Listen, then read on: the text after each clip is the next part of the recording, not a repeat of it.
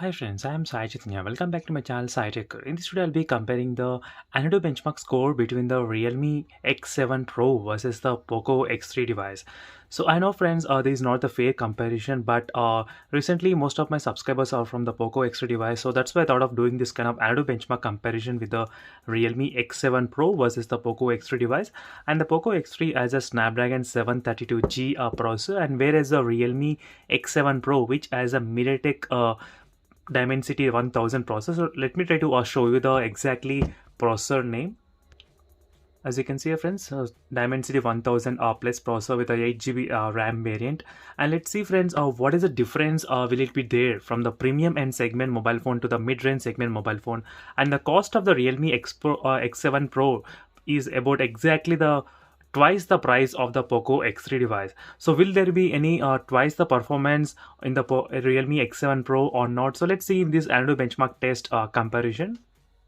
And in case if you want to know what live wallpapers I'm using right now, so try to check the links in description. You can find so many interesting live wallpapers which I reviewed in my channel. And it is a score which I've taken a screenshot of the antutu benchmark score in both the mobile phones, in the POCO X3 and in the Realme X7 Pro as well.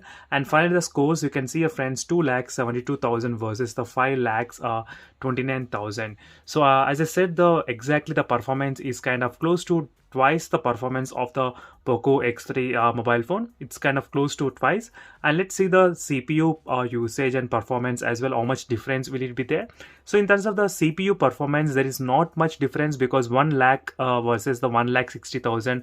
So only 60,000 score is different. But in the GPU, so if you take a look at the GPU, you can see 77,000 versus 1,99,000, that is close to 2 lakhs.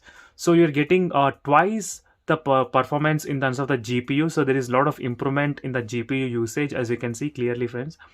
So these are overall side-by-side comparisons in terms of the CPU and GPU between both of the smartphones. So this will give you a clear idea what the Realme X7 Pro is and where the POCO X3 from the mid-range segment mobile phone, where this mobile is in that kind of range as well.